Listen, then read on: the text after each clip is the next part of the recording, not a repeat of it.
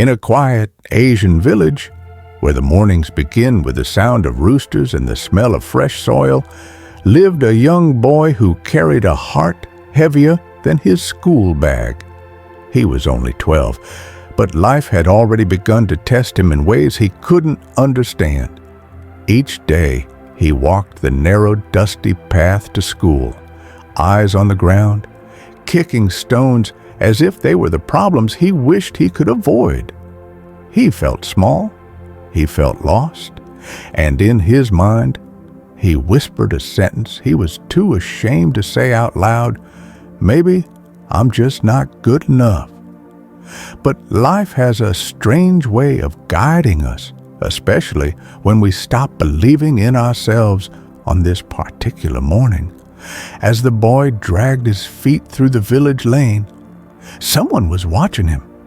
Someone who had lived through decades of storms, heartbreaks, victories, and lessons carved by time itself. Under the shade of an old neem tree sat an elderly man wearing a perfectly tied pag, its folds as neat as the life he lived.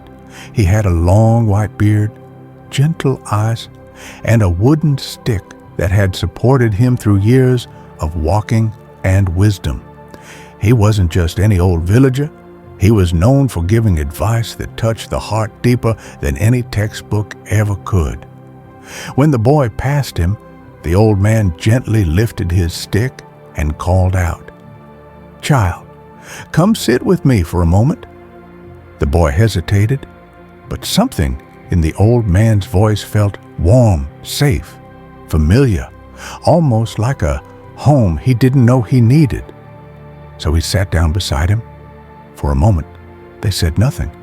Only the wind spoke, brushing through the leaves above them.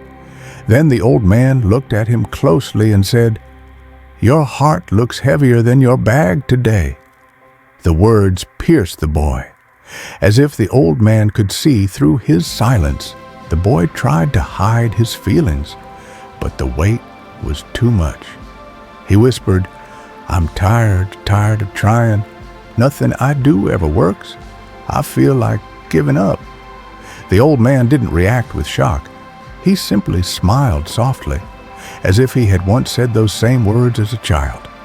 He bent down and with his stick drew a tiny seed on the ground. "Do you know what this is?" he asked. "A seed," the boy replied. The old man nodded, then drew a tall tree beside it, its branches wide, its roots deep. He said, "Every great tree you see, every strong one that gives shade, fruit, and protection, once looked exactly like this tiny seed." The boy stared at the drawing. He didn't understand. The old man continued, "The seed was buried, covered in darkness. Nobody could see it struggle. Nobody clapped for it. Nobody believed in it. But it kept growing, quietly, silently, every single day." The boy looked up, listening closely. "And one day," the old man added, "that little seed broke the ground and grew into something the world admired." The boy blinked slowly. It felt like the old man wasn't talking about a tree anymore. He was talking about him.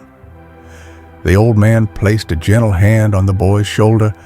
"Child, never think you are worthless. Never think your effort is wasted. Right now, you are still a seed. You are growing silently, even if the world doesn't see it. Your time will come, but only if you don't give up." A warmth spread through the boy's chest. For the first time in weeks, he felt seen. He felt understood. He felt hope. The old man slowly stood up, leaning on his wooden stick. Sunlight touched his pag, making him look like a figure carved out of wisdom itself. He said, "Go.